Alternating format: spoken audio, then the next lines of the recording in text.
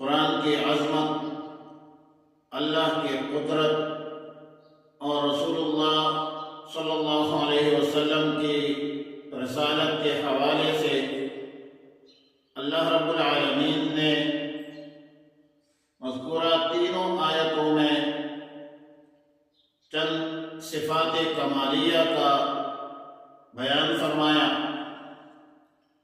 کہ اللہ رب العالمین ایسا معبود ہے کہ اللہ کے بغیر کوئی معبود نہیں، کوئی عبادت کا لائق نہیں، بلکہ حاکمیت کا حق لائق نہیں۔